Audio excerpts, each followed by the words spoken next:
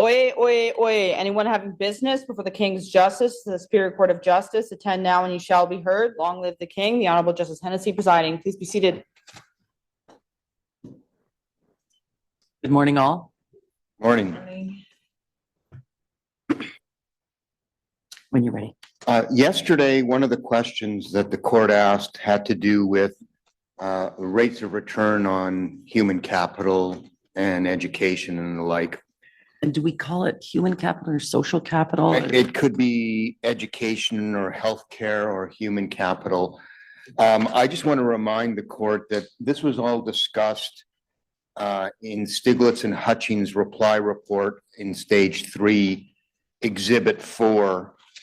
And Booth and Kersner had come up with rates of return of 8.2% for business, 10% for education, 5% for healthcare, for an average of 7.5%.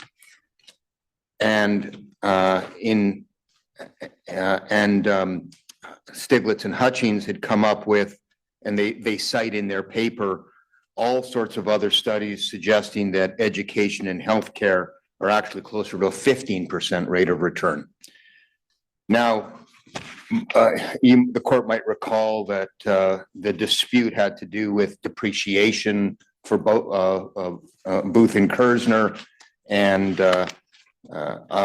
we believe that for the reasons set out in Stiglitz and Hutchings' reply report, taking depreciation into account just made no sense at all. The point of the matter is that all of these rates of return are actually more than 7.2%, more than the 60-40 rate of return.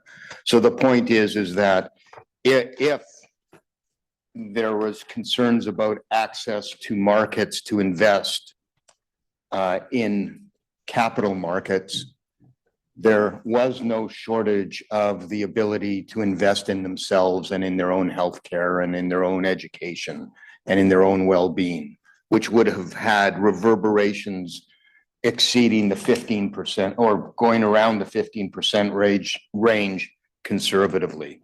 Now, I don't think I need to turn any of that up. No, thank you. Okay, but I just wanted to address the percentages and where they came from.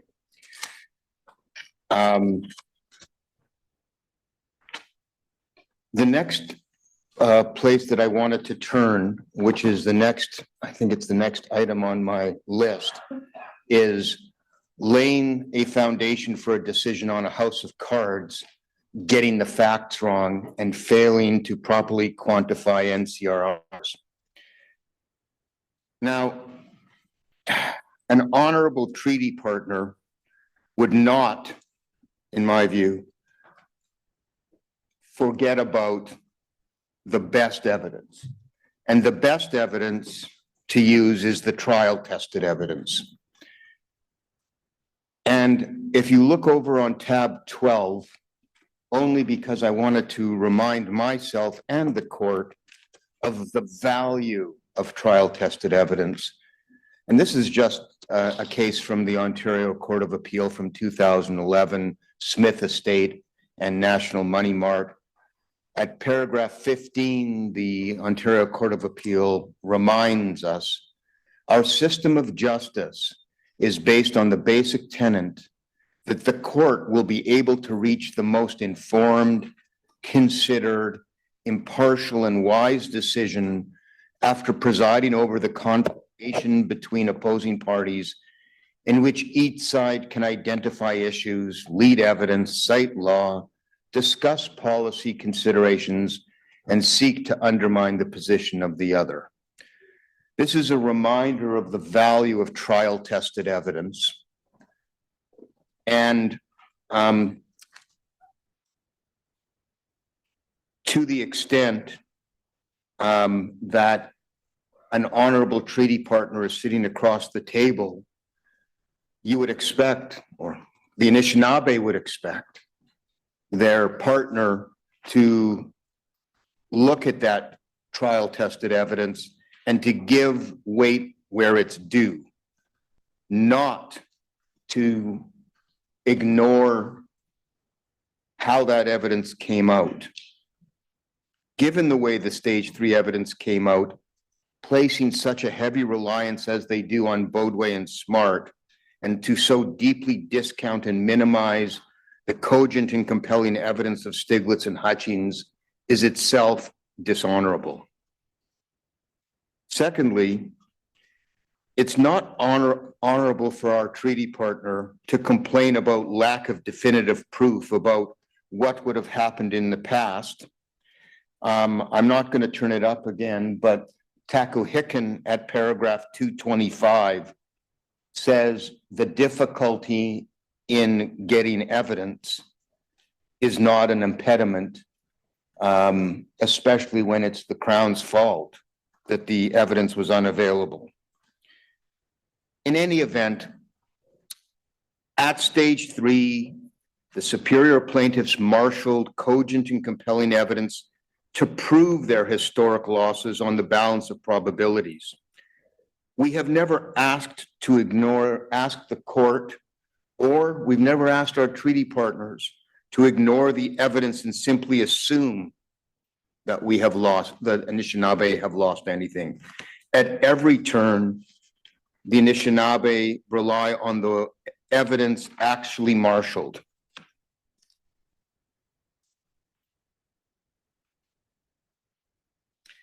What seems to have escaped the Crown's notice in the engagement process and in their decision-making is that the quantification of the available benefits to be shared is a matter of historic fact.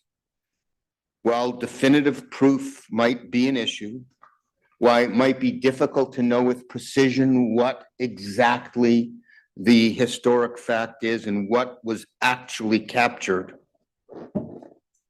it's a matter of historic fact, and it is not a matter of Crown discretion in 2025 as to what wealth was in fact extracted.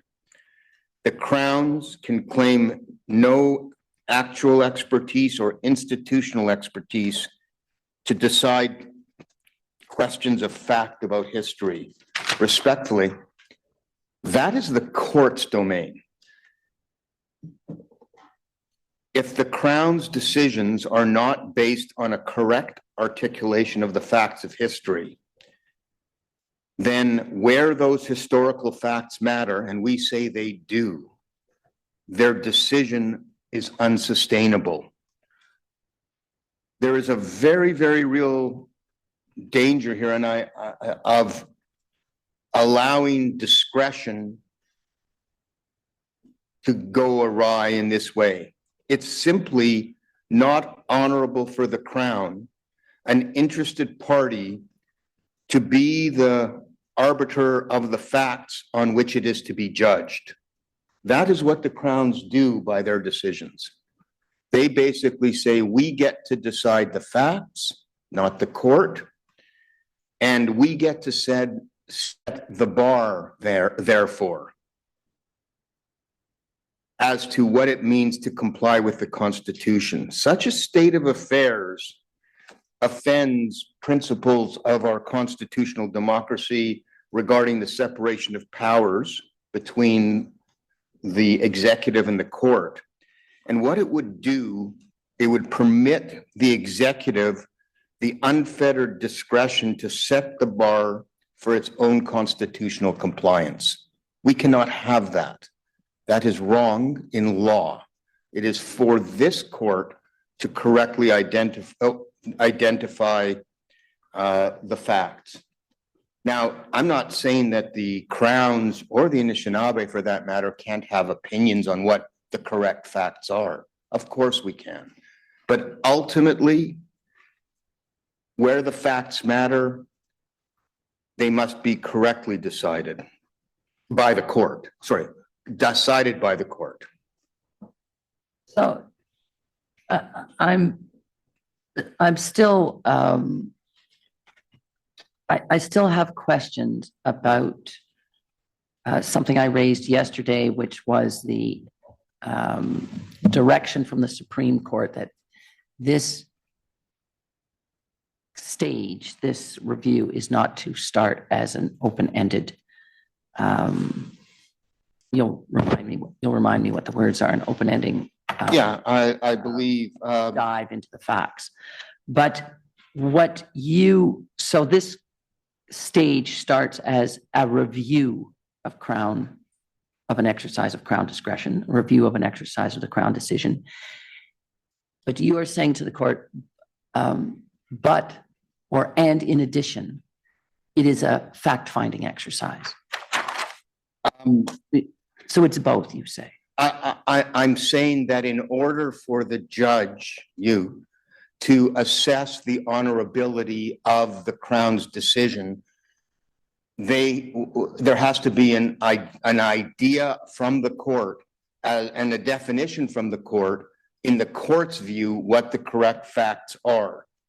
And at paragraph 310, where the Supreme Court of Canada says, given these directions, it should be apparent that stage 3 will not begin as an open-ended judicial assessment or quantification of damages.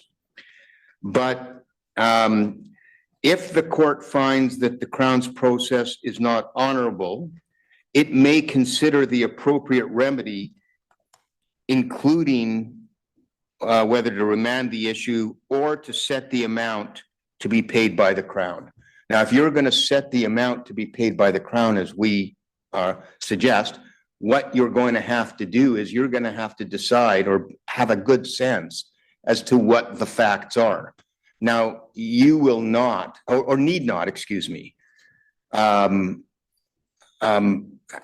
to find every single fact to every single dollar amount, but you will have to have a good understanding of what evidence to be believed and what evidence should not be believed. You will, in effect, have to say, I listened to the stage 3 evidence. I've taken into account the new evidence in the engagement process as best I could. And I, as the judge, believe that the discretion should have been exercised on these facts. And that's why it's honorable or not honorable. You need to grapple with it in your assessment of whether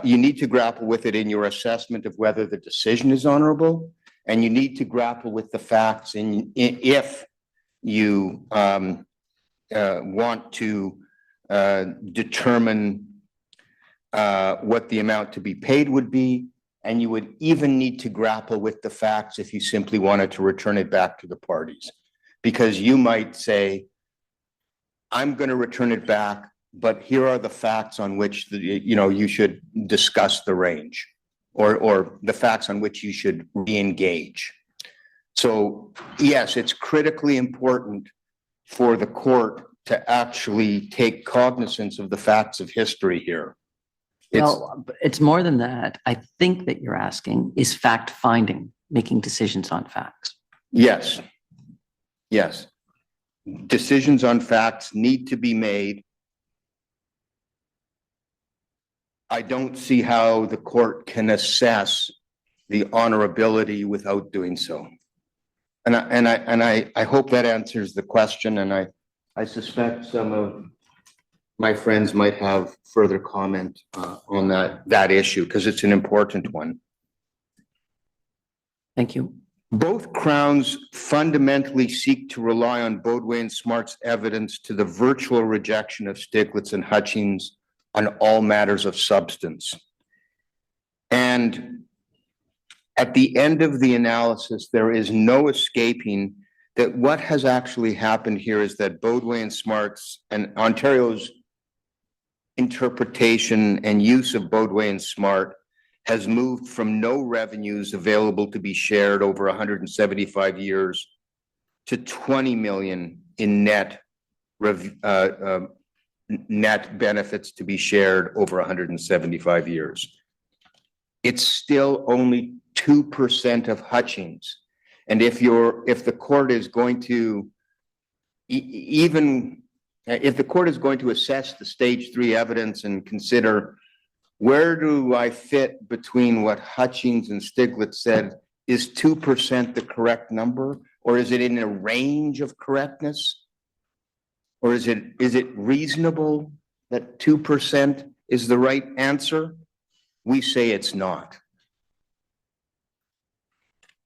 Nowhere in their respective decision letters do the Crowns grapple with the significant problems with Bodway and Smart's evidence on the whole, which was on display for all to see and hear in stage 3, all of which were summarized in our closing arguments in stage 3, which we are not going to return to. They're there for the court.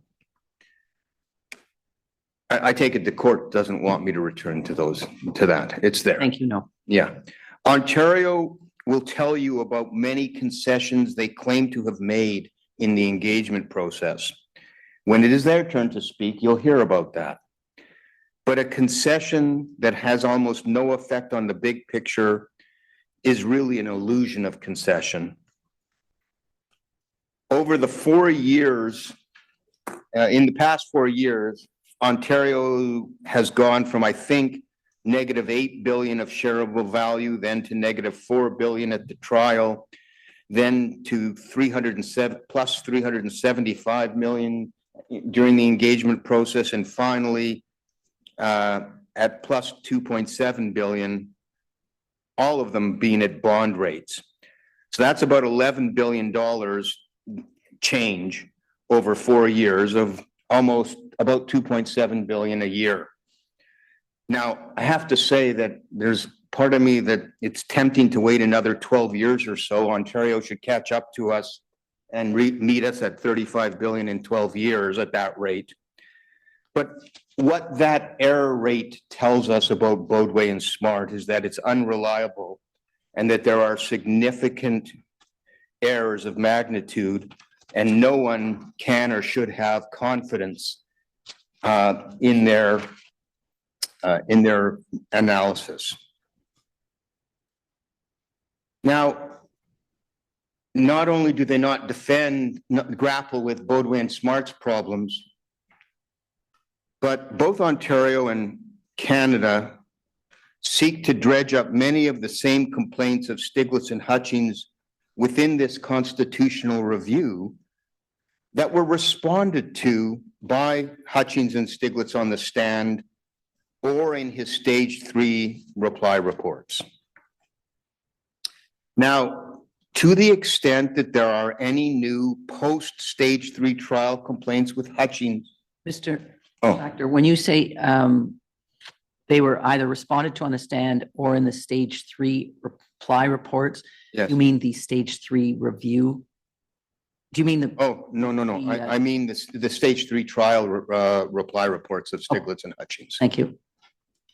So at this part of my presentation, what I'm going to try and convince you of is that for every complaint about Hutchings, there is a response and a reasoned response. So the first cohort of complaints has to do with the complaints that were answered as part of the stage 3 trial. Now, there are new complaints about Hutchings because he had new reports on December 2 and January 6. So December 2, 2024, which we've included in our, which is in our compendium at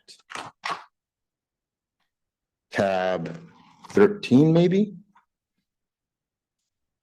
Or sorry, no, it's 11. At tab 11 of our compendium, you've got Hutchings' report of December 2, 2024, and you've got his January 6 report of at tab 8. Now, to the extent that there were complaints made in the engagement process, they were answered as well. They were answered in Mr. Hutchings' reports of December 2 and January 6th. And to the extent that complaints came after January 6th, and only came up in the decision letter, our factum at paragraphs 135 to 137 and Appendix A to our factum provides a response to the Canada's offer of December 20th and Ontario's offer. And so there are letters of January 6th, 2025, which you'll find in Compendium tab 18 at record page 3366, and a response to Ontario's offer.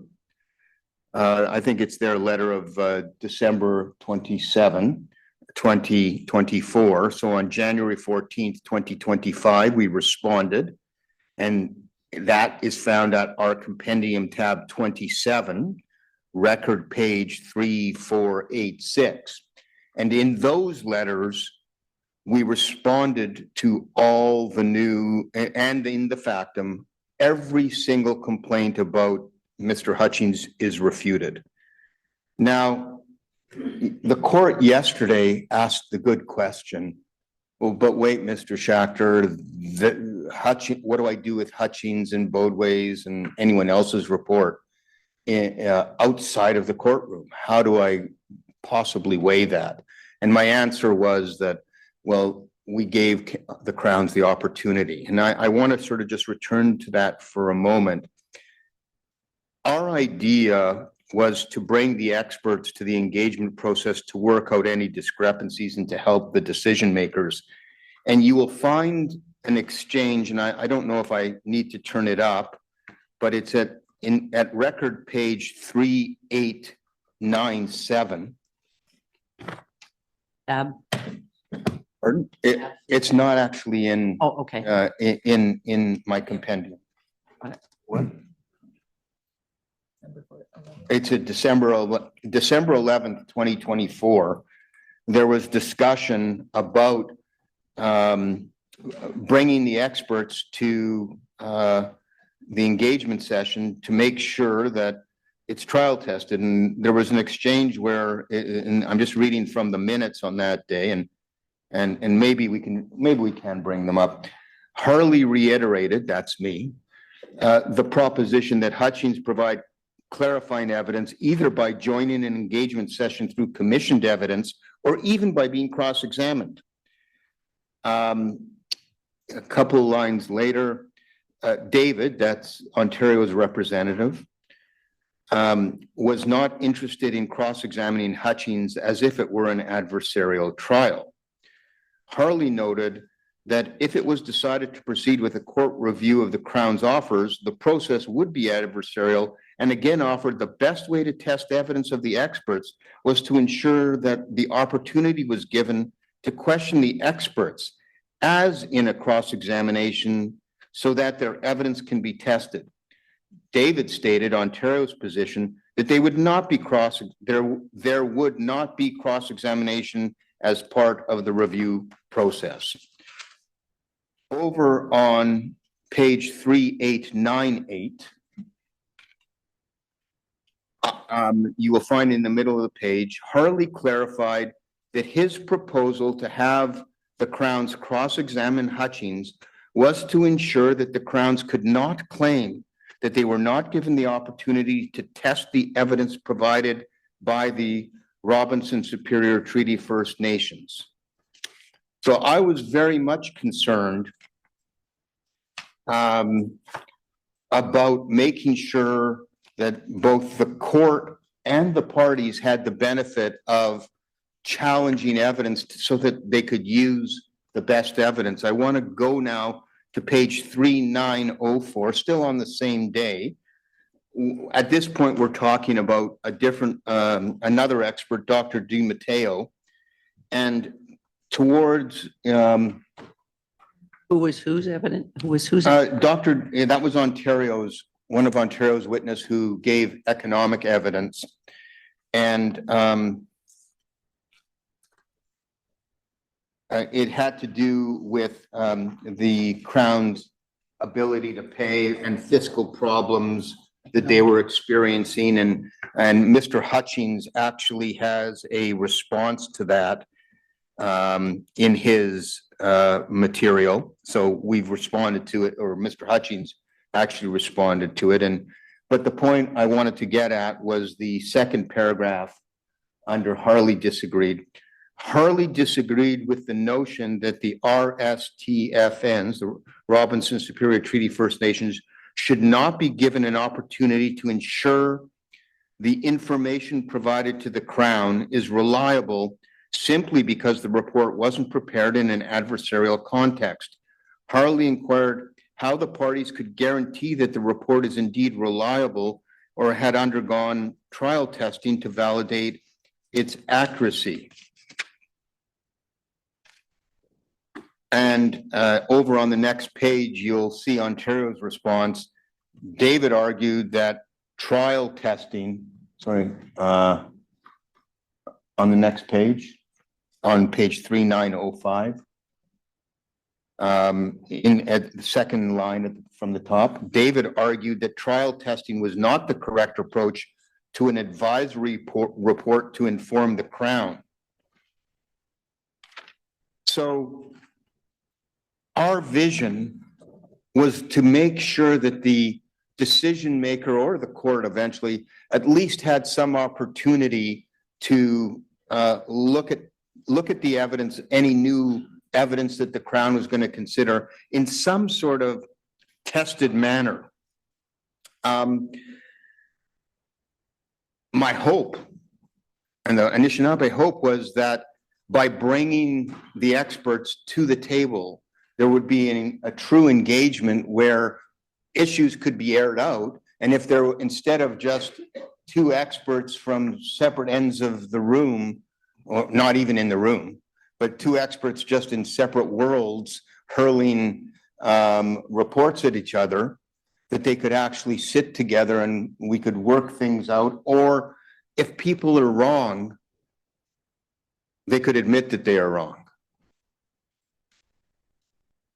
And I simply would ask the court to take that into account. So when I say, given the Crown's decision not to allow the expert evidence to be tested in any way or questioned in any way, it's not fair for them to simply get an expert that they like and simply say, we just prefer that expert. That's not honorable. That belies the engagement process as an honorable one. The next two demonstratives I want to share, because I think it's a little bit telling, is it Compendium tab 14 and Compendium tab 15. At Compendium tab, sorry, I'm sorry, I forgot one thing. When I was speaking of Mr. Hutchings' response to DiMatteo, it's actually contained in his January 6 reply report at record page 3450. Thank you. Yes, apologize for that. So getting then to tab 14.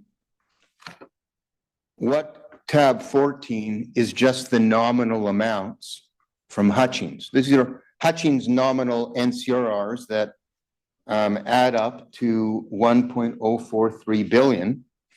And on tab 15, we have Bodway and Smart's analysis as has been discerned from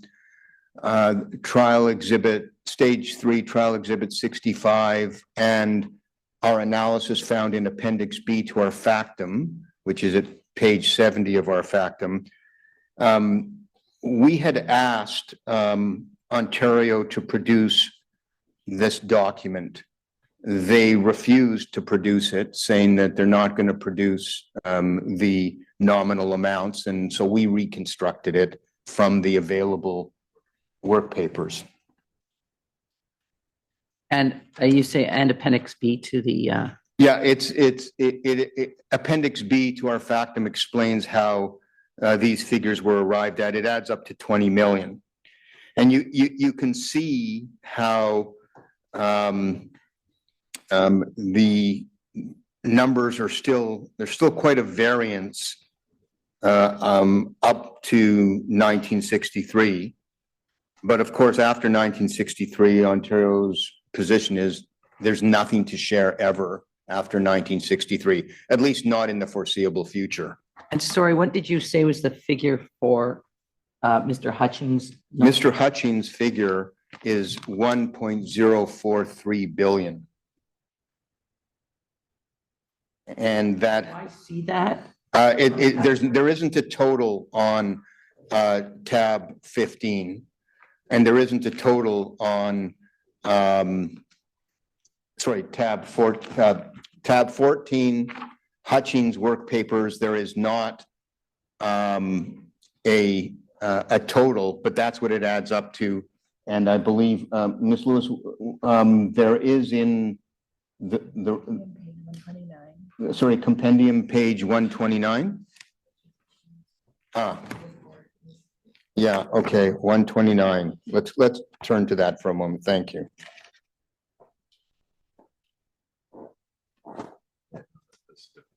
So Hutchins actually,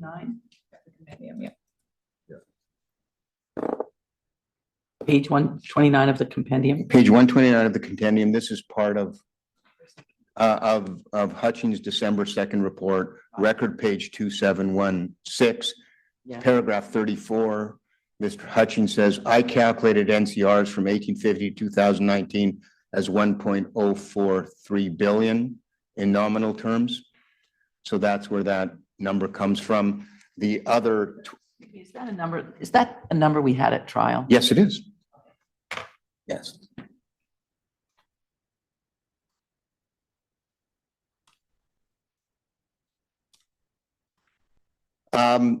The 20 million, of course, you can find how that's arrived at by looking at the,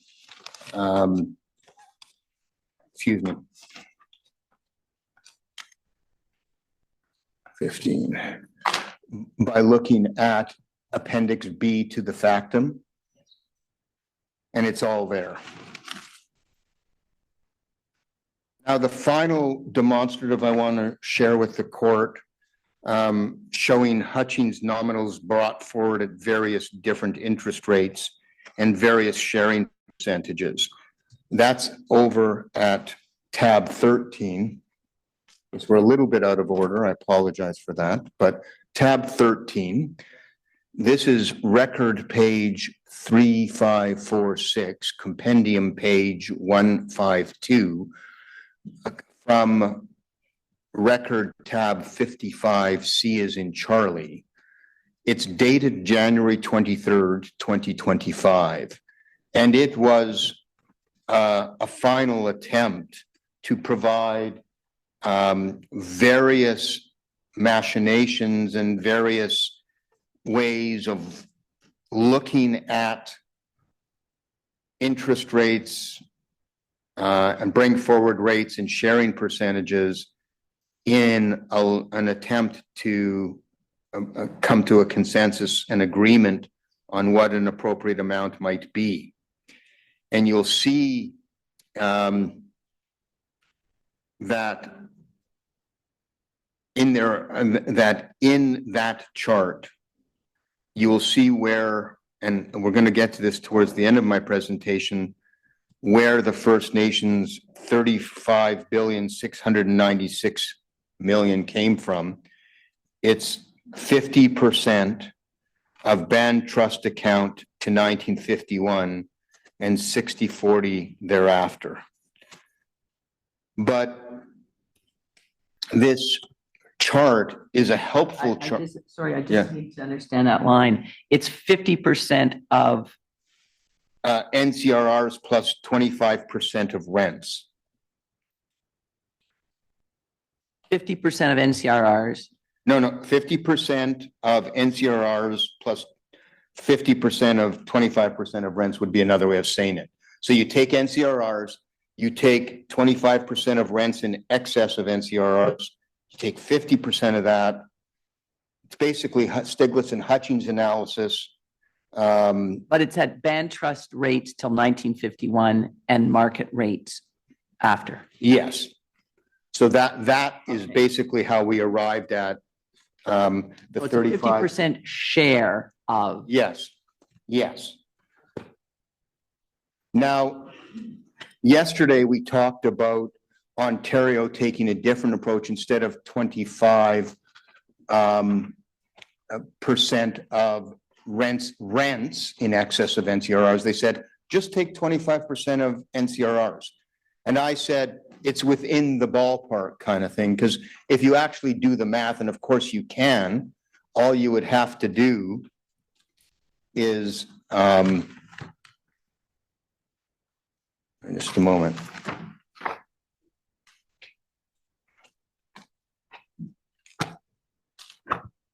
All you would have to do is take 25% of the NCRR calculation and then add 25% of that, and you'll see that it's relatively close.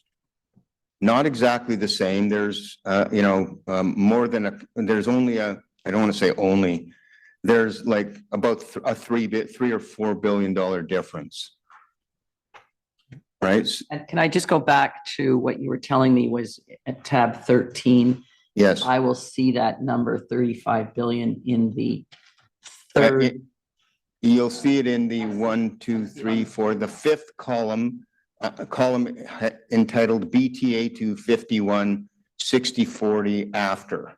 Right. Thank you. And at the NCR plus 25% of rents in excess of NCR at 50% sharing 35.696 billion. Thank you. Now, in principle, we do believe that the rents analysis is the correct one, but even accepting Ontario's 25% of NCRRs in it as indirect capture, you get pretty close to the 35 billion. I think by my math, you get to about 31.5 billion instead of 35.6 billion. But it's within the strike zone, so to speak.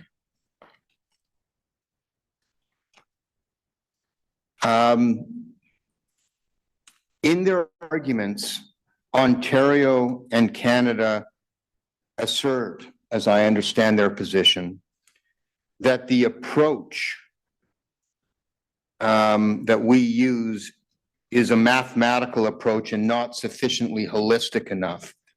Well, with respect, all parties actually employ a mathematical approach in their respective analyses.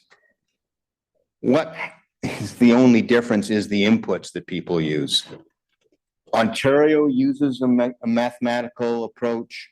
Canada uses a mathematical approach to find the starting point, which is, let's figure out what the wealth is to be shared. We all do it. That's the appropriate approach to find out what there was to share. We differ on the inputs is all that there is. It is not. You say this corresponds with one of the 5 factors the court said to take into account, that factor being benefits. That's correct. You have to take into account the benefits. And remember, the court says expressly, you have to do annuity calculations. They expressly reference that at, maybe it's paragraph 294, if memory serves me. I think you gave it to me yesterday. Yeah. Let me just make sure. Yes, 294. Yeah.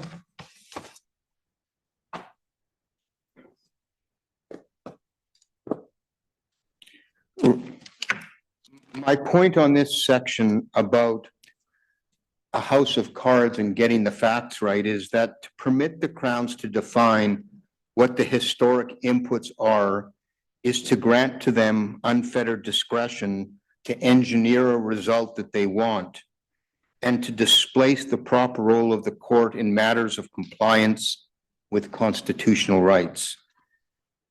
To allow this would be contrary to our constitutional orders, our constitutional order in Canada.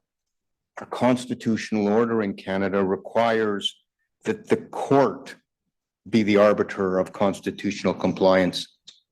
And that's why these matters of historic factor for the court. Unless there's any questions on the facts, I wanted to move to reciprocity. Thank you. Just give me 1 second. Yes.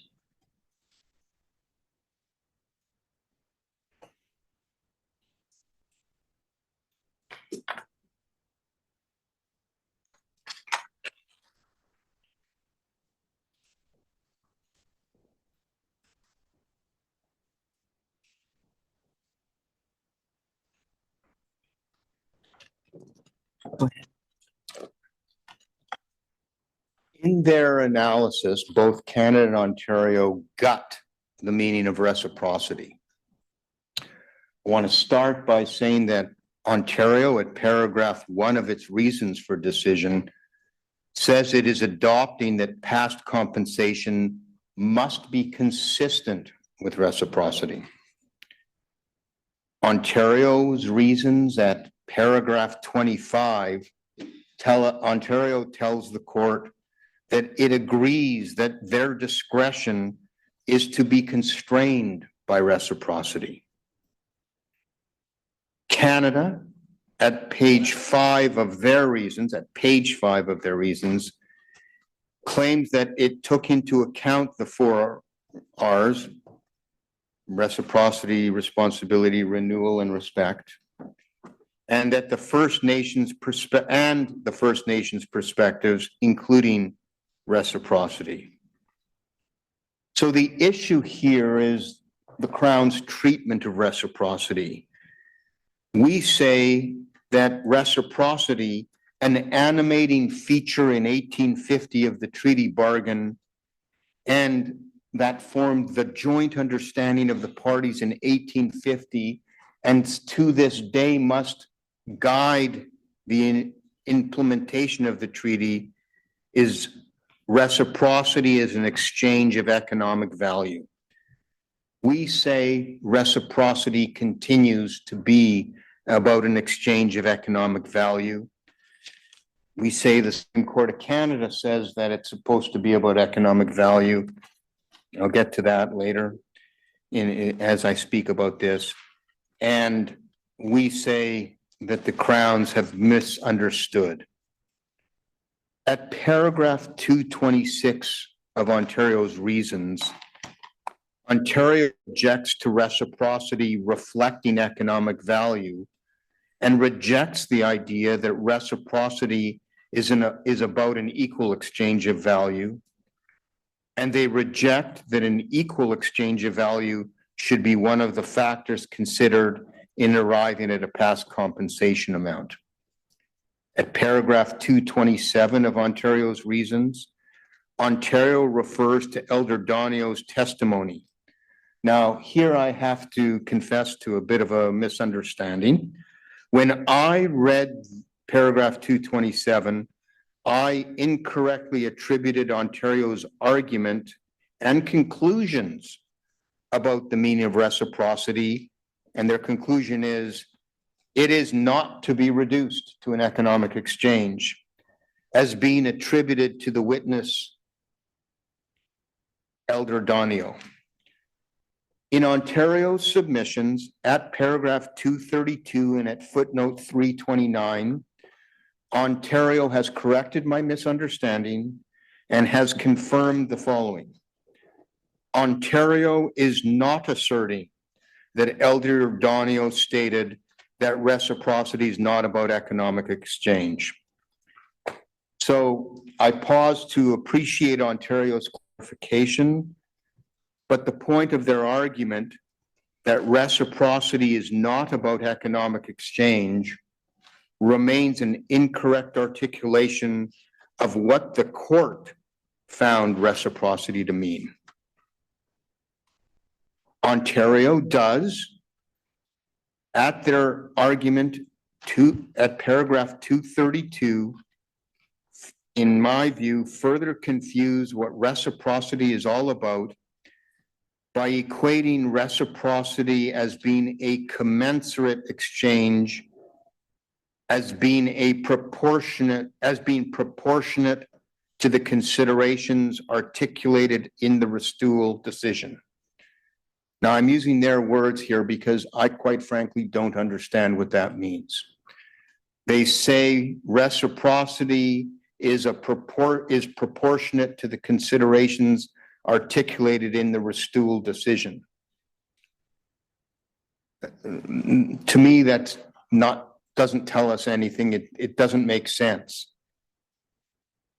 I say that reciprocity means what the Supreme Court of Canada says it means.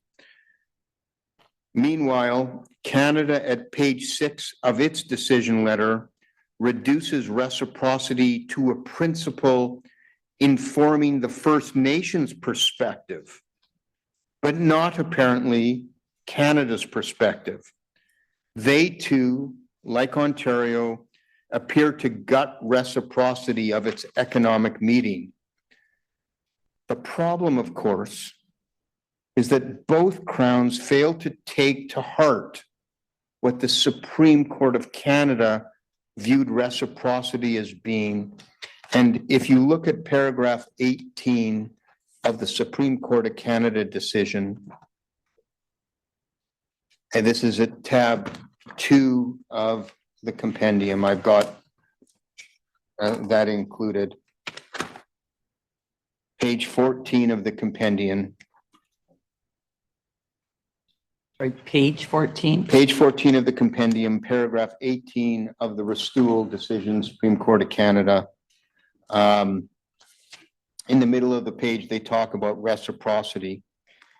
Reciprocity, essential to the formation of alliances, meant that a gift would attract a reciprocal gift of commensurate value based on the idea of mutual interdependence. This value reflects in the notion that people must rely on one another to survive, not simply as economic necessity, but also as moral imperative. So the Supreme Court of Canada was very much alive to the economic value of reciprocity and it being a necessity and a moral imperative. And then at paragraph 179 of the same decision, which is at still at page 14 of the compendium, the Supreme Court of Canada says at the beginning, it is plain that the augmentation clause contemplates, broadly speaking, some general notion of sharing future revenues that is consistent with the common intention of the parties. And then the Supreme Court of Canada starts talking about what the augmentation clause gives voice to and how respect, responsibility, reciprocity, and renewal play into that. When it comes to reciprocity, they say it shows reciprocity by making concrete the Anishinaabes' expectation that a gift would attract a reciprocal gift of commensurate value, referring to the Court of Appeal. So to make something concrete is to give it heft and to give it weight and to make it a foundational part of the bargain. Ontario and Canada do not treat it as such. They treat it as more of, well, it's got to do with the relationship. It's not so much to do about concrete sharing of wealth. and we take objection to that, we think they've got it wrong.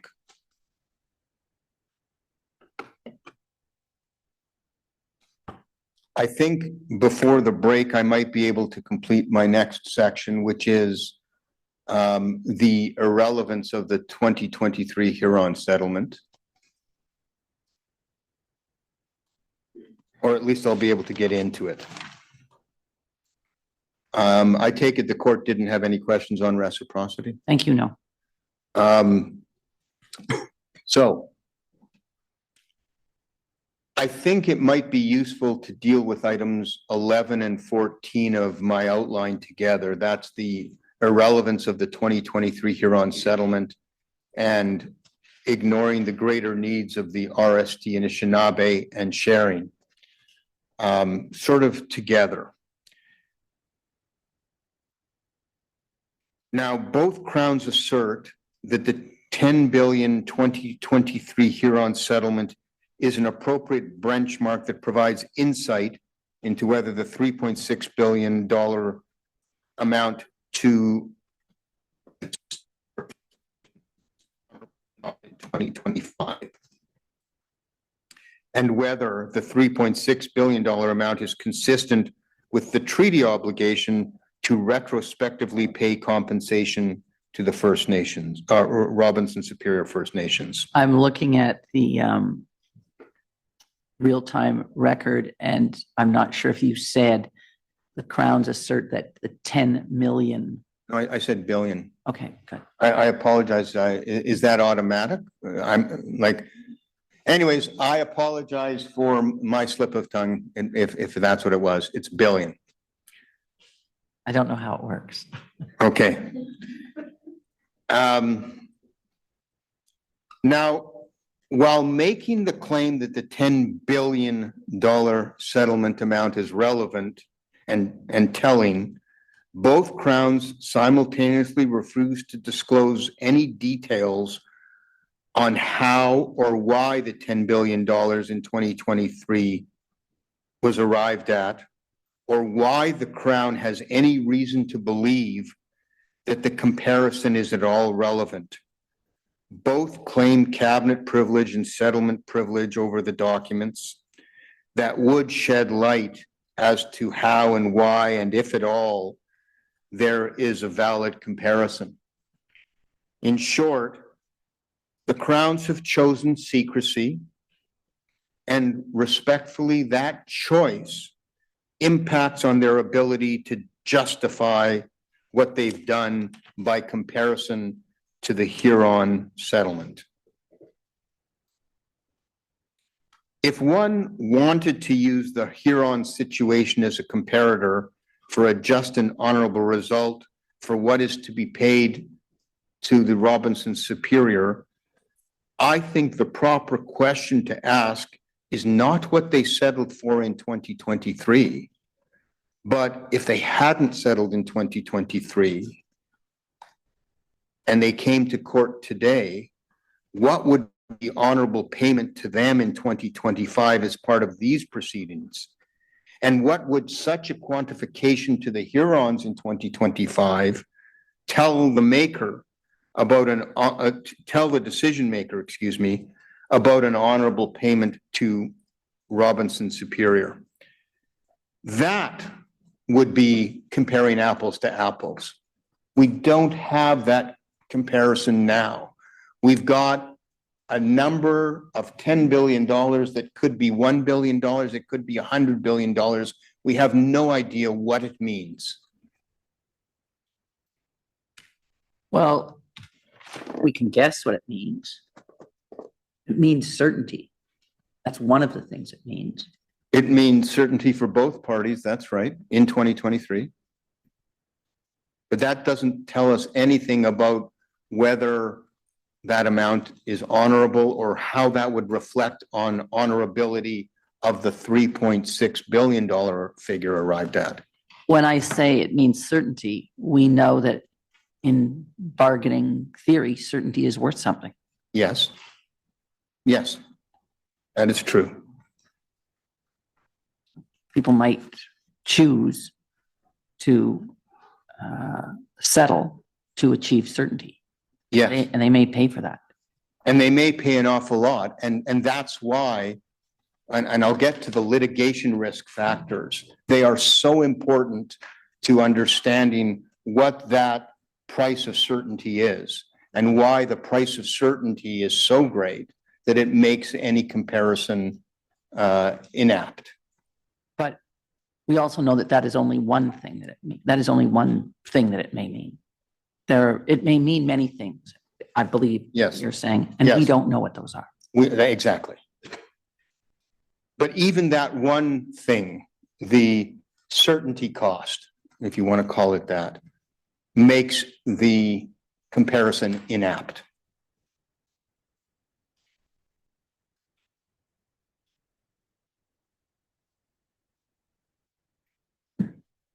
Now, I want to have a little bit of a thought experiment here.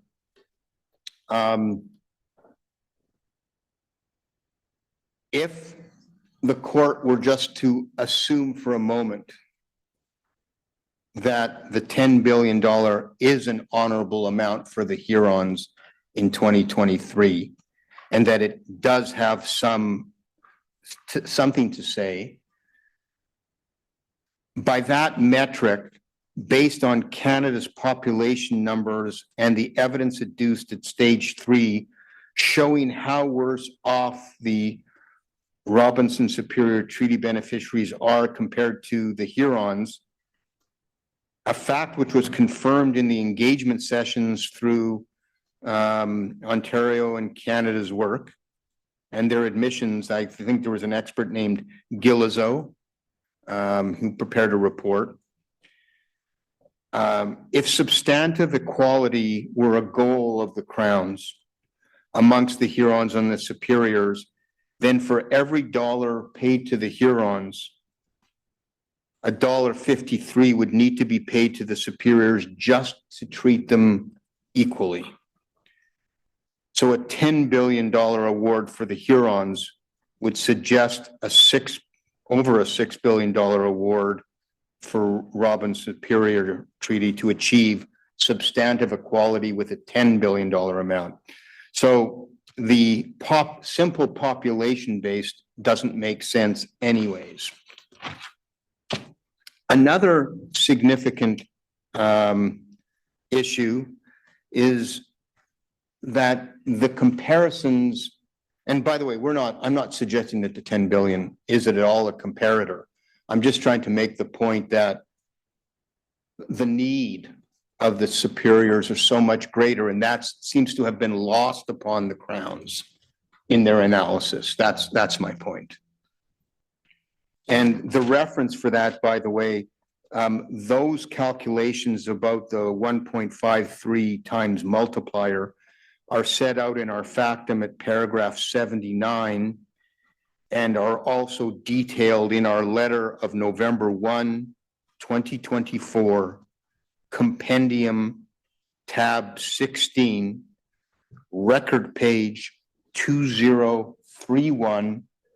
And those concerns about the relative need of the Robinson Superior Anishinaabe when compared to other Canadians and when compared to the Hurons themselves fell on deaf ears.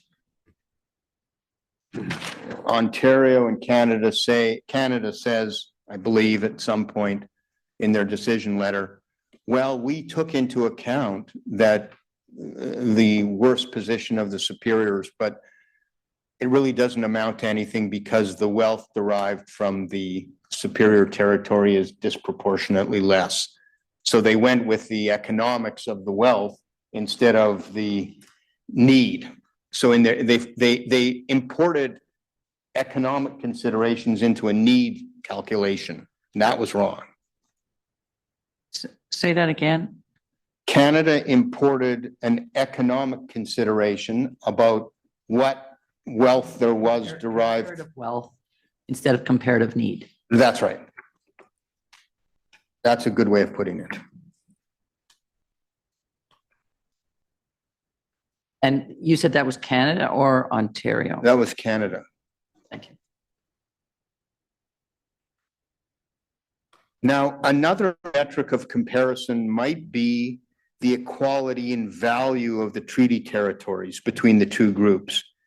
Interestingly, Ontario at paragraph 248 of its decision letter places reliance on an 1899 view by a Crown official that the two groups must be treated the same because the value of what each First Nation shared, they would use the word surrender, I wouldn't, was equal. If you wanted to actually use that metric, then what the Hurons get, the Superiors should have gotten. But there is a more fundamental problem with the way that the Crowns have used the metric. And that is the Crowns fail to grapple with if relative populations as between the Hurons and Superiors matter, whose population data should be used and what date matters. Now, in our letter to the Crowns of November 21, 2024, we set out a number of possibilities to consider. And this is found in tab 17.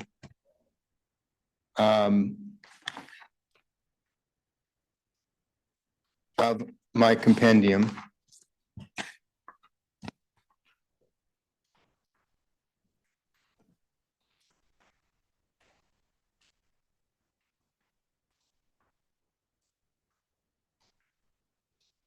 And I want to turn to page 181.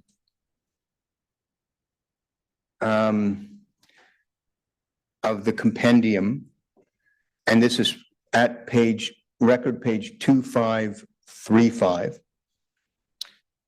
And at question number 1, I asked some questions about what about the RHT settle makes it honorable and why. When I get to item number 3, I said, if relative populations matter at all, at what time does it matter? And here there are differences that matter. If you use Bignami's numbers, then the population, and just use a strict population comparison, you end up with the Superiors having a larger population than the Hurons, and you would yield a $19.36 billion payment to RST. Even if you ignore Bignami's population numbers. Sorry, this is time of treaty? It's a time of treaty. Now, I think Ontario and Canada would say, well, come on, Bignami's numbers adjust for the discriminatory practices of excluding out people, and the Hurons would have been affected by that as well. Fair enough. But the data that we do have would suggest that the evidence we do have is that Bignami's number is 2,743 compared to the Hurons 1,422. And I cannot speak to whether the 1422 number is correct or not. I can only, and no one can, because that work hasn't been done. It's just conjecture that it would be higher. But I just wanted to give examples of why the percentages don't make sense. And this is an example why it doesn't make sense, because you end up with the Superiors getting more than, in the first scenario, Superiors get more than the Hurons by comparison. And then if you ignore Bignami's population figures at the time of treaty, the Superiors are 87.2% of RHT population. Now, I want to pause and remember that. Sorry. Yeah. You ignore Bignami's numbers at time of treaty. And you just remember in the treaties themselves, You use it was 1240 and versus 1422. Right? If you take that percentage at the time of treaty, at the time they're making the bargain, based on Canada's numbers, the population percentage is 87.2, not 38% or 37%. Remember, Canada uses 36 or 37% as their relative share population. And I'm saying, well, why choose that number? Well, how does 37% make sense? Maybe you would use 87%. Over on the next page, at page Sorry, and the 37% is current population. Well, it's Canada's assessment of current population, yes. Yes. And I mean, an interesting telling figure, and here's why the percentages don't make sense. Take a look at page 2536, compendium page 182 at the very top. At the time of the stage 1 trial, the Huron population was 29,926 people compared to 13,546 within the Superior Territory. But by 2024, there were 43,715 Huron members and only 16,000 Superior members. So since the stage 1 of the trial started, Hurons added a lot more members than the Superiors did. And the Huron population grew by 46%, while the Superiors only grew at 20%. And if you simply use the proportions in stage 1, at the time of stage 1 trial, it's gone down from 87%. It's now 45. It's at that time 45.2%, but it's not 36%. The problem that you have is that these numbers, probably for the reasons of that some of the reasons that Big Nami had in her report, are unreliable. And we don't know for sure why the Hurons added so quickly to their membership just after the trial started. Maybe there was a push by people, I want to be included in the distribution of wealth. Could you remind me, please? Yeah. The decision letters are based on population of what year? I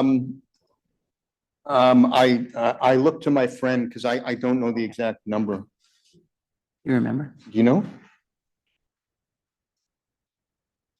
What is the specific question? In the decision letters, what are the what population are the year population did you figures use? from? I thought it was 2024, but It was the most current that we had. I'll have to look. I thought it was 2024, but I can't. Does Ontario know? Your Honor, in Ontario's explanation letter, at paragraph 249, it states the population at July 2024. Thank you. Thank you, counsel. This is our letter of 21, page 9. Anyway, there is in evidence all of the populations which show okay. why we've got the wrong number for the RHD. Yeah. I'll clear it up. Okay. And that came to the population, the relative populations, Yes, and 36 or 37%. yes, my friend has just told me that when she stands for her turn, she'll explain how she feels that the explanation for the discrepancy in the numbers is there, and she'll make her own case. Yes, thank you. Right. The point I am trying to make is that there's not reliability on using the numbers in 2024 as opposed to 1850, as opposed to 2017. Even if one were to accept that there is any valid comparator. I think this would be a good time to break. It's 11:15. Thank you. Ish.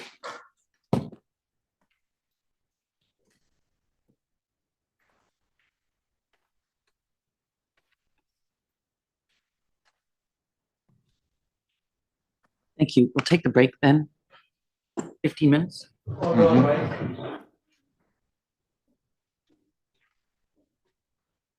Here it is here. This was your number. We took your number. Ms. Corr, sit down for 15 minutes.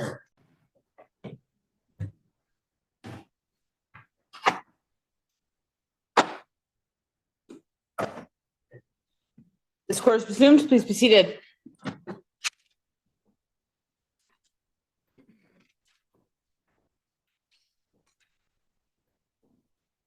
Lisa, I believe two of my friends want to speak. go ahead. Justice Evans. Hennessy, I wanted to answer your question. The number that Canada relied on for population Yes, was as of 2024. And that's noted in Canada's decision letter that they relied on the evidence from Mr. Schachter's letter of November 21, page 9. That letter used the 2024 numbers. Those were the numbers Canada used. I appreciate that. Thank you. And I just wanted to address the court briefly on an update for the schedule for upcoming ceremonies, and perhaps with leave of the court, invite Elder Donio to speak to that as well. So I can advise as well for Monday, we are planning to have a sweat that will be hosted at BNA's facility within the city of Thunder Bay, and then a feast later that day to be hosted by Fort William. And the sweat is around what time? I believe it's anticipated to start around 3 p.m. And I'd invite Elder Donio to add to that if I missed it. Thank you. Mr. Honor, on Monday, first of all, we start with Saturday of this weekend. For those who may be remaining in the city, there's a powwow on a property in Grandview Road. And no matter where you are in the city, it's not more than 15-minute drive. So that will go all day on Saturday, and you're all welcome to attend. And then on Monday, we will be hosting a sweat at the same venue. We were hoping to have people gather about 2:30. The sweat will begin at 3. Following this sweat, Chief Solomon and Fort William First Nation has graciously agreed to host a feast at their facility, and we will share more details as to where exactly that facility is. Okay? Thank Any you. questions? Track me down. Rich. Thank you.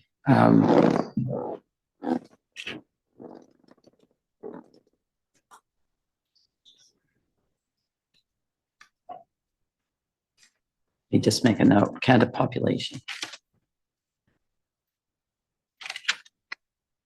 Thank you very much.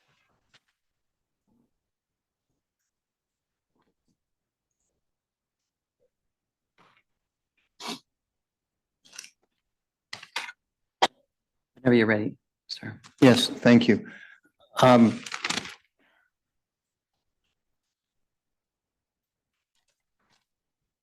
In our letter to the Crowns of November 21, 2024, which is at tab 17 of the compendium, and at record page 2535, I believe. No, sorry, excuse me. Our November 1, 2024 letter at tab 16. Apologize for that slip up. Compendium page 172.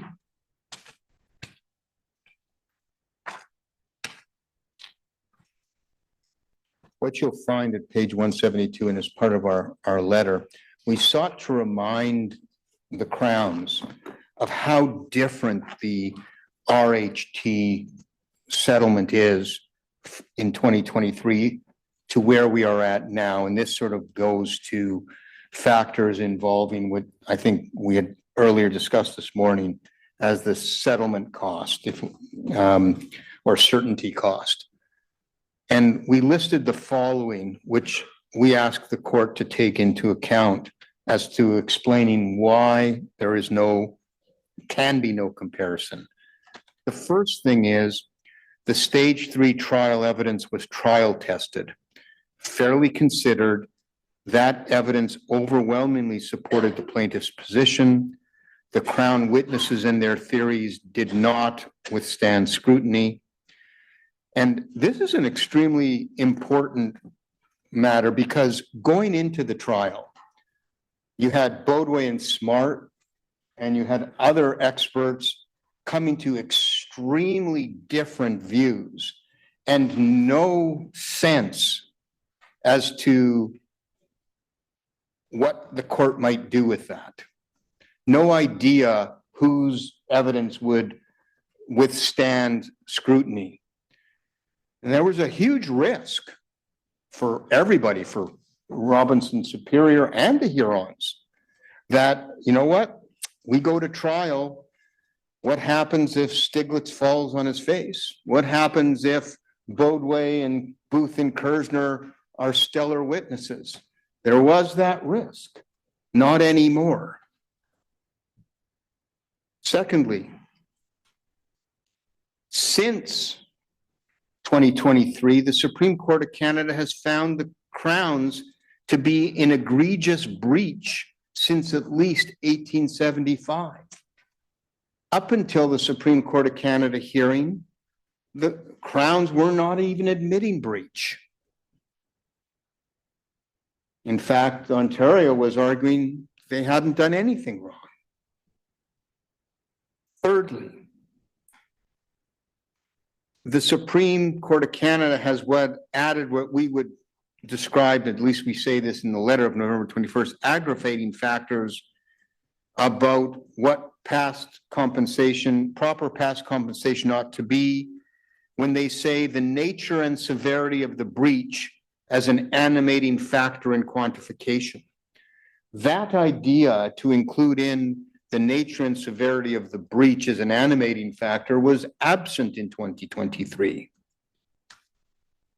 Fourthly, the Huron settlement was made at a time when it was a financial matter. Now, the Supreme Court of Canada has made it clear it's not just the payment otherwise due under the treaty that must be paid, but past compensation for the losses caused by the breach, both pecuniary and non-pecuniary. Fifth, one of the reasons why people settle is because they can get money now. The Supreme Court of Canada ordered payment to be made within about 6 months. So the plaintiffs were in a situation where we no longer have to worry about the usual concerns about appeals delaying payment. There's payment, at least part payment, assured. Another huge factor was limitations. Ontario was still claiming that limitations should be resolved in their favor. This could have caused a significant claim to be reduced to almost nothing. This was a huge litigation risk. Canada will tell you that, oh, it had waived limitations, but Canada won't tell you that what it would have done if the Supreme Court of Canada had said that the claim was completely barred. Would they have then said even the Ontario advised that they were no longer pursuing limitations? Ontario said no. Ontario did pursue it in the Supreme Court of Canada. But they sort of hedged their bets in the sense of saying, well, they're not that much concerned about it if we have the discretion to decide what the treaty right means. So it was muted, but the Supreme Court of Canada clearly had to rule on the issue of limitations. And they did, and we could have been knocked right out of the box. And the Hurons, I mean, think of how much different it would be if the Supreme Court of Canada had said limitations applies. I'm sorry, you're out of the box, Mr. Schachter. Your clients get nothing. Well, we'd be, wishing that we would have settled with the Hurons, but we didn't. We took that litigation risk. We went ahead, and that litigation risk, which the Hurons were facing, and for whatever reasons they decided, that was one of the litigation risks they decided could be managed by settling on what they settled on. But if they had known that there was no litigation risk, would they have settled on 10 billion? We don't know, because we have no idea what the factors were. The interpretation of the treaty that permitted the Crown virtual unfettered discretion and relegating the role of the courts to simple judicial review has been rejected now by the Supreme Court of Canada. The Crown discretion is not unfettered, and the review can result in coercive remedies, and it's a review for constitutional compliance, one which the Crowns must justify. That's a very different world than we were at in 2023. I would add one more important factor that I didn't mention in November 1, 2024, and that would be to add the important change to the law brought about by Takuhikan and the new concept of reconciliatory justice.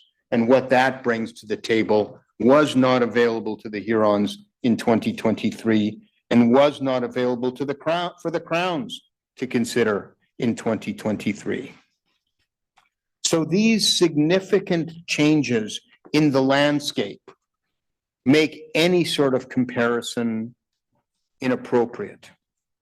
Do you also acknowledge that the Crown achieved certainty and the Crown avoided certain Yes. risks? Again, And in bargaining theory, they would have paid for that. yes, that theoretically is likely one of them. I would have to concede that, yes, that they would have certainty as well. But how much of a factor that was, we don't know. And how that played in and what value they ascribed to it, we don't know. You know, it would have been really interesting to be a fly on the wall to see in Canada, in Ontario's, you know, papers or in their thought process. I was going to say, which wall? Yeah. Both actually, but let's take Ontario, for example. If we were a fly on the wall when they were considering the Huron settlement, did they say, you know what, if we lose limitations, it's gonna be huge. Let's up our offer by X amount. They could have said that. We don't know. Or if we go to stage 3? Yeah, if we go to stage 3, if we That's go, when they settled. right, before, if we go to stage 3, they too obviously would have factored in something, but we don't know exactly what.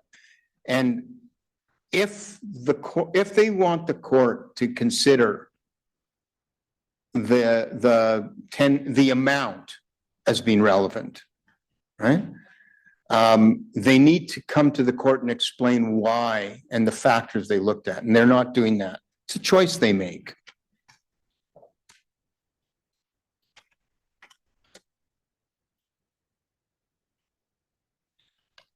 Can one party ever satisfactorily explain how the parties arrived at an amount? Don't have to. They have to justify that their understanding of why it's honorable. They don't have to justify why the Hurons would have accepted it.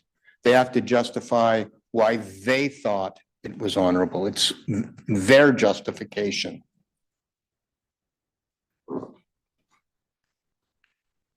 Now, Ontario, in its reasons for decision at paragraph 243, factored into its decision that some measure of parity with the Huron settlement is warranted to, and I've got quotations here in my notes, ensure that their, that's Ontario's, relationship with the Hurons is adequately considered. Respectfully, that is not a legitimate basis to ignore constitutional rights in this case.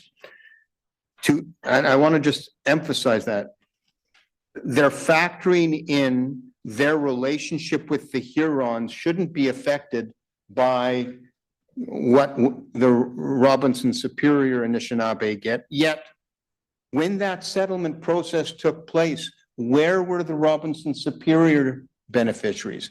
They were outside the tent, not knowing that this is what the Crowns were doing. So we didn't participate in any way in those settlement discussions, and yet Ontario has the argues in its reasons for decision that, oh, we had to be worried about the Hurons. Well, where was the worry for the Robinson Superior when they were negotiating with the Hurons? You can't have it both ways. So ultimately, the Crowns do not disclose relevant documents. I have something on my mind. Yes. that I don't even know how to articulate, but I am reminded of the story of the treaty negotiations where both groups were together at the outset, as I recall. And the offer of perhaps £500 now and £500 annuity was put to the assembled group. And I then can't remember the chronology, whether there was a caucus or counseling and an answer, but Chief Podeshaw said at some point, we'll take that. And Shingwakon said, we won't. And then, as I recall in the chronology, Mr. Robinson went off for the evening and wrote up the treaty, the one that was signed on the first day. Okay. And as I recall, there was another discussion then with the Hurons. And if I recall correctly, the Hurons still rejected that offer. And this is where I'm thinking there is some resonance. And at that point, I believe Mr. Robinson said, this is what we have, this very deal. And Take it or leave it. It's not, yeah, if you don't sign it, we're going home. There will be no deal. We're going home, or there will not be a treaty for these lands, if I'm recalling that. Okay. I think that's a fair characterization. Fair recollection of it? Yeah. So what one asks maybe, what was motivating the Crown then? Are those the same motivations, or are they articulated best when the Crown says we have to worry about the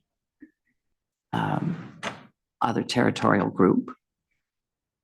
Are they the actions of a party that says we're in relationship with two groups?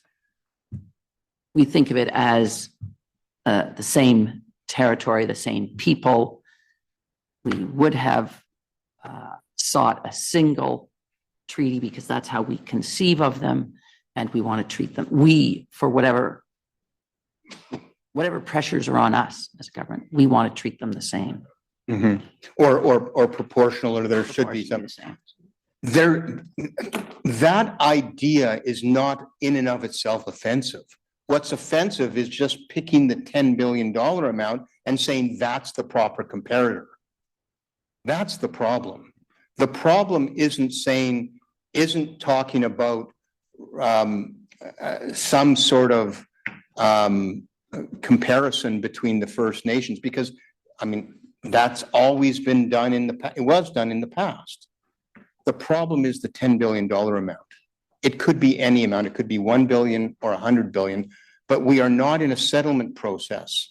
We're in a court process to figure out whether the amount is honorable for RST, and what are the factors that make that the 3.6 billion amount, is that honorable? Why is it honorable? It can't be honorable because it's a percentage of a settled amount. That's not appropriate because the $10 billion amount is untethered to the facts. If the Crowns had come in and said in 1850, we know the facts are that there is wealth of X million dollars. We know we have the ability to pay. We know that we could pay more than $10 per capita, and we know that things are looking rosy. And if for some reason the Hurons held out and the RST didn't and said, we'll just accept a fixed amount of 500 pounds, and let's say they made a bad deal, and the Hurons held out and said, you know what? We want to hold out for a deal. And they had made a deal that dealt with it's not acceptable for the Crown to say, no, I'm sorry, we can't give you a share of the wealth, even though we're prepared to do so, because we gave so much less to the superiors. That's not a logical reasoning. That's not a good way to deal with the matter. The honorable way under that situation would be to say to the RST, you know what, you should come back to the table and we'll deal with you fairly too. Because what's honorable, if you come to it, what's honorable here is a due sharing of the wealth. And if they haven't done right by the Hurons, by the 10 billion, that's something they have to speak to the Hurons about. But it shouldn't impact us. The problem is not about considering both groups. Go ahead, consider both groups, but compare apples to apples, compare oranges to oranges. If the 10 billion is going to mean, if the 10 billion means something, it can't just be a settlement amount. It has to be an amount determined by a neutral arbiter as being a just amount, and it's not. We don't know what went into that factor. If that fly on the wall had been there and they explained why the 10 billion was arrived at, what the litigation risk was, maybe there could have been some insight into what is fair here. Suppose as a fly on the wall, the Crowns had said, holy smokes, we better settle on 10 billion because if we lose the limitation argument, it's going to be 40 billion. Well, that would tell you something about what should be paid to the RSTs since they did lose the limitation argument, right? Suppose that fly on the wall heard that, oh, you know what? There's been no finding of egregious breach here and no finding that we're going to have to look at the nature and severity of the breach over 175 years as an aggravating factor that's going to amp up. Let's settle on 10 million now. That's a sweetheart of a bargain because if we lose, we could be having to pay the Hurons $80 billion. If that was known to us and to you, that would implicate and give some guidance on whether or not 3.6 billion is relevant, is honorable or not. That's the information you need. You don't need the information of a number. You need the information as to why the number is relevant and what factors the court looked at, the Crowns looked at, excuse me. What factors did they look at? How did they address their own risk? Now, that would require the Crowns to not rely on solicitor-client privilege, probably. It would require them to disclose cabinet confidences. But we can't force them to do that. Of course not.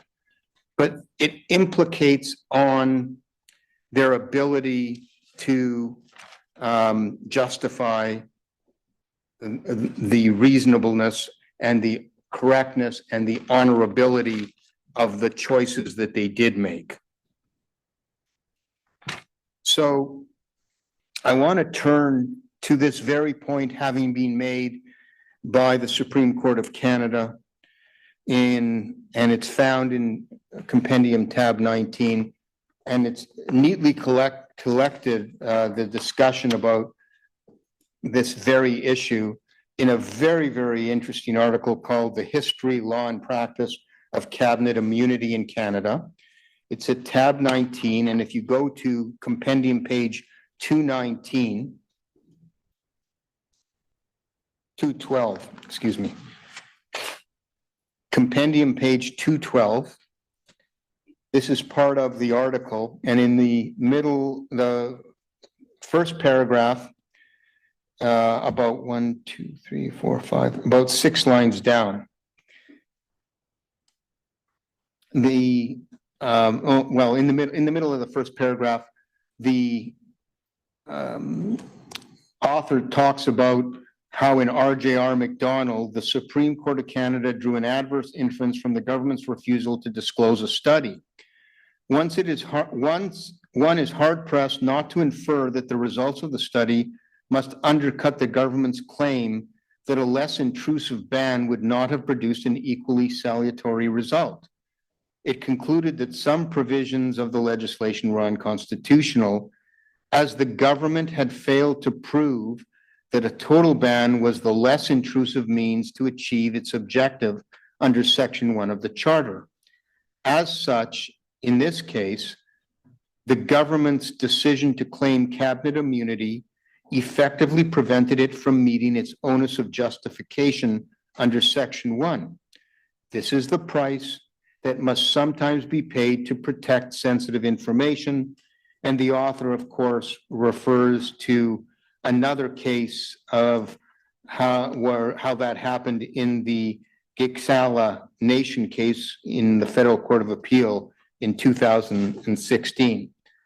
The point is, we, RST, cannot successfully challenge a claim to cabinet confidence, can't challenge solicitor-client privilege. We have to accept that the Crowns have made a choice to rely on it. But that choice comes at a cost to them. They prevent themselves from being able to demonstrate that the $10 billion amount has any reference whatsoever to the amount to be payable to the RST and why the two are comparable. And I might add that the point of what happened at the Huron settlement and the factors that went into the Huron settlement is not a matter of what the minister actually chose to consider. If you want to use the Huron settlement in any way, the point is what the minister should have considered.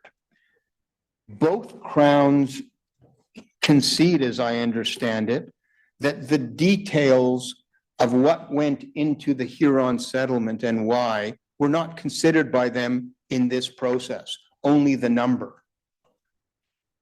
If that's true, that's an error in the reasoning path, because you're supposed to consider evidence. If you don't consider all the relevant evidence you should have, that's an error of law. And it can't be said that the minister thinks that parity with a $10 billion Huron settlement is at all relevant if the minister did not turn his mind as to the reasons why the Huron settlement may or may not have been honorable, and whether that opinion changes or not because of all the changes in the landscape that occurred in 2024 with the Supreme Court of Canada.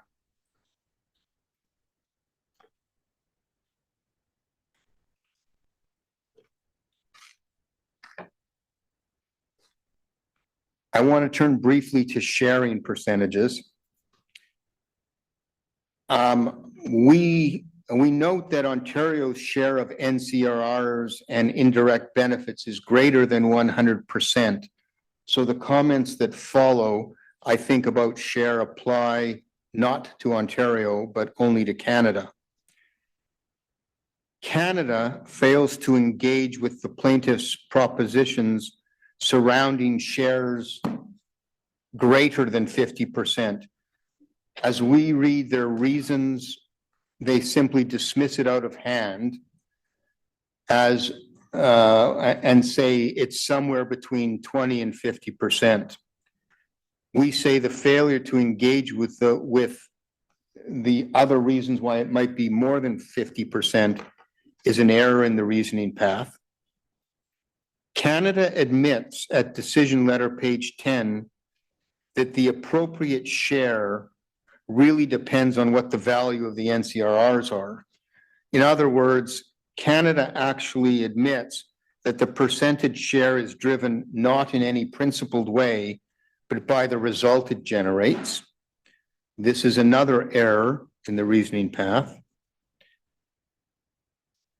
Thirdly, Canada attempts to dress up a 20% share as a concession to recognize need.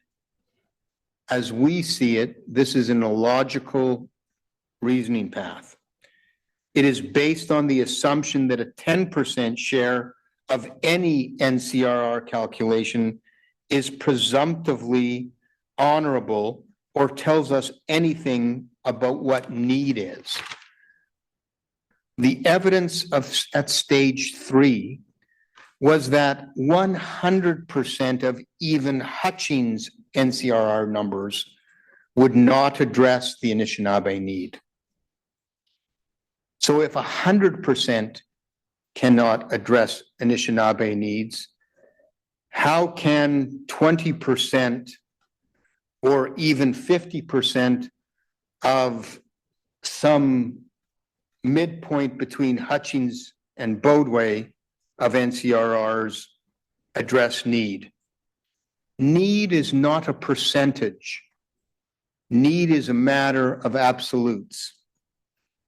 The evidence of need in the engagement sessions was that close to $1 billion per band would only address some of the specific infrastructure needs, which are vast, for one First Nation alone.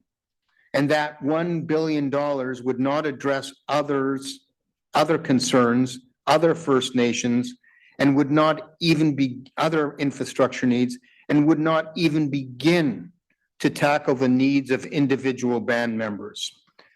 And I just want to make reference to that. That's the evidence of the Michipicoten Band discussed in our needs letter of November 1, 2024, which is found in our compendium at tab 16, and specifically at record pages 2029 to 2030.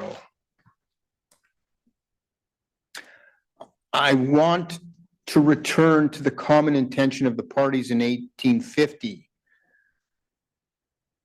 Now, in 1850, while need, of course, would have been a factor, the Anishinaabes' needs are not reduced because more settlers show up over the years. And ultimately, that is perhaps the most insidious part of Canada's population percentage.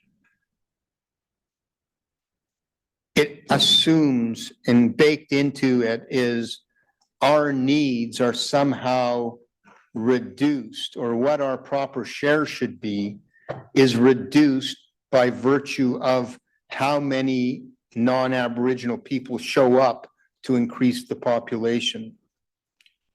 The fact is, the settlers are not treaty beneficiaries, and if they comprise 90% of the population, it's a little bit difficult to understand on what basis these 90% of Ontarians can lay claim to Anishinaabe treaty benefits.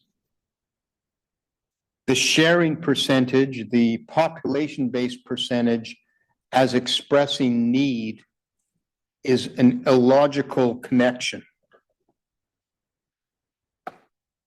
What is missing from Canada's analysis is any cogent or compelling evidence that any part of the NCRRs would have been needed to address the needs of others. And I should say that's not just Canada, that's Ontario as well.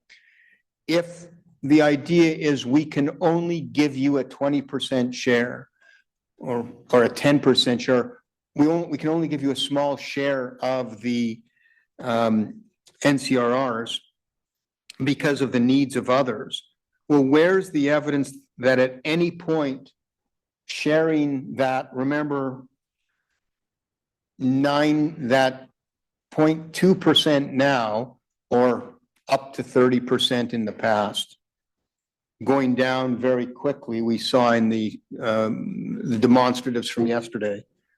There's just no evidence that the Crowns would have had to drawn upon those small percentages of Crown wealth to deal with the needs of others.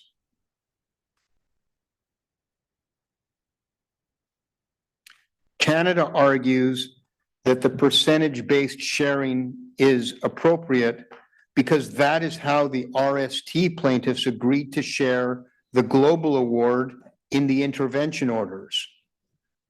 But respectfully, that sharing percentage among First Nations beneficiaries who generally have similar needs cannot be compared to sharing the benefits of the treaty on a per capita basis with every other Canadian or with every other Ontarian.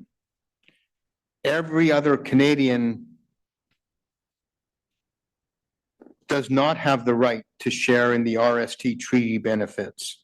And if they did, if the analysis that Canada wants to go on and to say, we need to look at the needs of, and we have to reduce your share of that 0.02% or that small percentage of the resource wealth that is generated, we need that to satisfy the needs of others. And if that is a fair argument, then what the Crowns should also do is to make sure that the RST receive a percentage of all provincial and all territorial revenues of every nature to be a balance. You can't simply say, here's one tiny small portion sliver of the global wealth. We got to use, and there's a much huger pie. And to say, you don't get any of that big pie, but out of that little tiny sliver of a pie, we got to take from you instead of using any of our bigger pie. That's what's happening in the Crown's analysis, and that is wrong.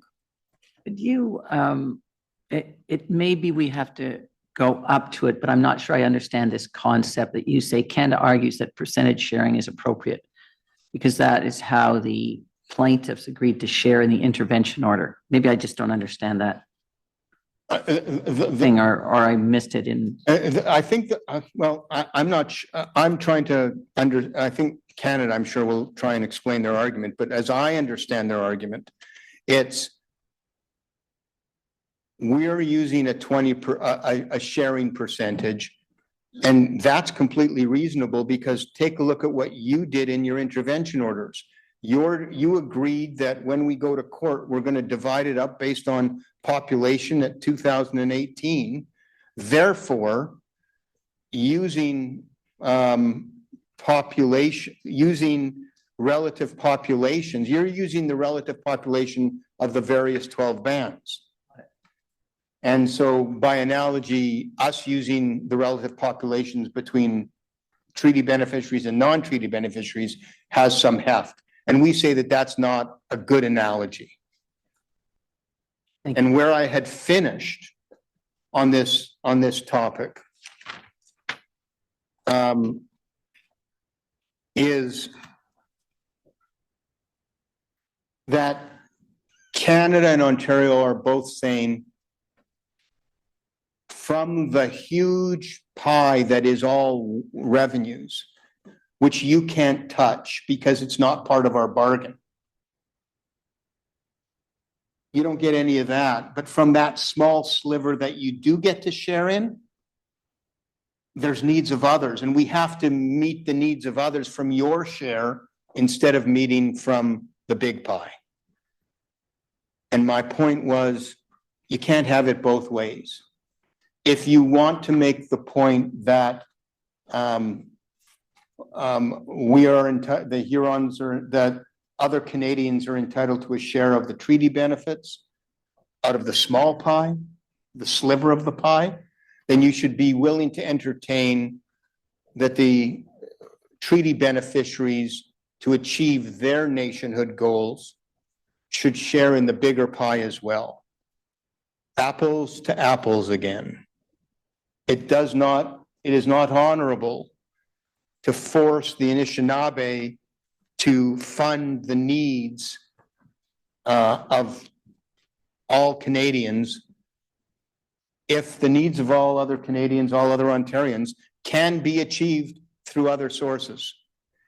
And the Anishinaabe are not saying that they would not share. Don't get me wrong. But the Anishinaabe in this proceedings are saying, where's the evidence that the Crown had to grab a big 90% or 80% on Ontario's, in Canada's point of view? Where's the evidence that they had to grab that 80% to address the needs of others? It's not there. There's no justification for grabbing that 80%. And that's where I sit on that. I do have another section that would take me past 12, well past 12:30. Would now be a convenient time to break? Well, how are you doing for your day? I'm thinking I'm doing pretty good. I might be finished today. If I'm not finished today, I can go on a little bit longer if you'd like. Why don't you just start on your next section? Sure. Okay. So my next section is the Crown's error in how they treat the nature and severity of the breach. Missing from the Crown's consideration in their decision letters is the negative effect visited upon the Anishinaabe by the breach.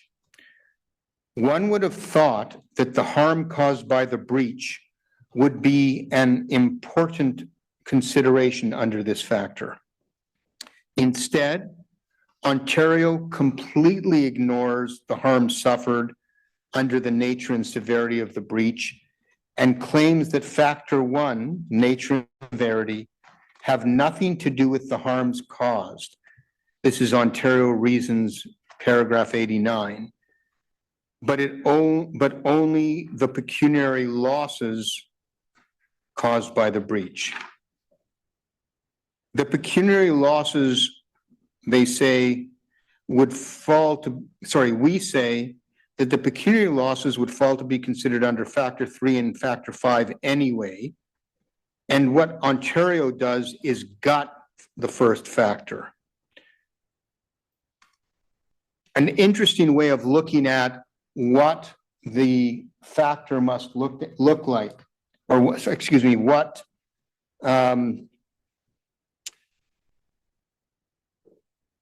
factor one is really about, is to ask the question of where does factor one apply?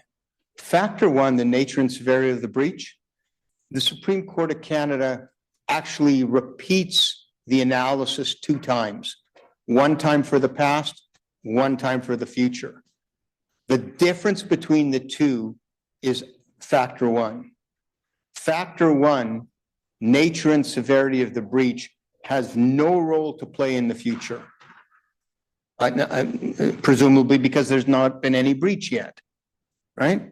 So to suggest, as the Crowns do, that factor one is not about the harm caused to the Anishinaabe, it would never have a role to play.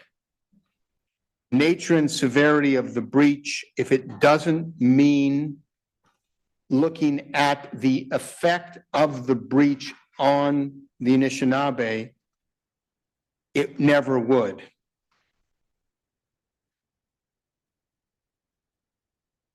Past compensation Canada admits that factor one does need to consider the negative effect of the breach visited upon the RST. And they say the past compensation should go beyond simply quantifying the annuity augmentations. So Canada gets it right in its understanding, but Canada does not get it right, we say, in implementation. And a few moments ago, I had said that both crowns got this completely wrong. I think it's only Ontario that gets it completely wrong in understanding. So I apologize for the misunderstanding I may have been left. Canada eventually comes up with a $300 million additional amount, which they say responds to all harms and grievances and all breaches, including vindication, deterrence, and punitive aspects of an award. And that's at Canada Reasons, page 15. Now, $300 million sounds like a lot of money, but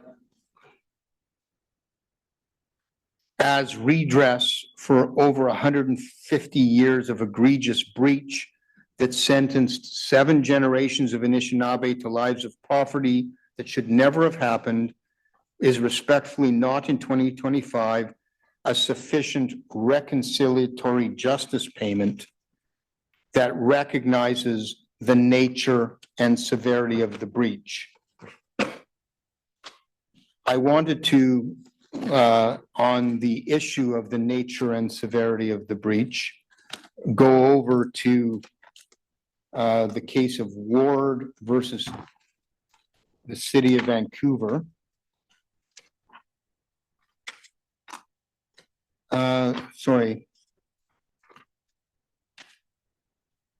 Because it's a charter case, but it tells us something important about nature and severity. It's at tab 20 and at page 218 of the compendium, paragraph 52. The Supreme Court of Canada says this about how to guide compensation. This is in the charter context. A principal guide to the determination of quantum is the seriousness of the breach. Sounds familiar. Nature and severity, seriousness of the breach. Having regard to the objects of Section 24 damages. Well, I guess we could sort of now read this as a principal guide to the determination of the quantum of breach of treaty is the nature and severity of the breach, having regard to the object of damages object of compensation as now contained in Tacohican. Supreme Court of Canada in paragraph 52 says, the seriousness of the breach must be evaluated with regard to the impact of the breach on the claimant. That very idea of looking at the impact of the breach on the claimant is the very idea that Ontario rejects. We say Canada gets wrong in implementing, but Ontario rejects it out of hand. They say, no, factor one is not about what you suffered. It's not about your impacts. And we say that that's a grievous error in their reasoning path. And we say that a good Ward versus Vancouver at paragraph 52 is a good indication that what the Supreme Court of Canada was intending when it said, look at the nature and severity of the breach, since it only applies to the past is about the impact suffered by the Anishinaabe and making sure that the losses caused to the Anishinaabe are recompensed.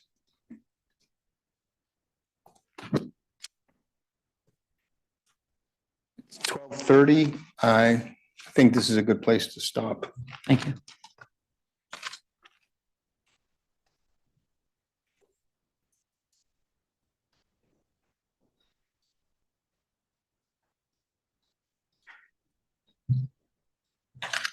Thank you. Was it 2 o'clock resumption? Did that work for everyone? Everyone was able to get to bed? Take those head noddings as an Yes. answer. Thank you. We'll break until 2. Yes, thank you.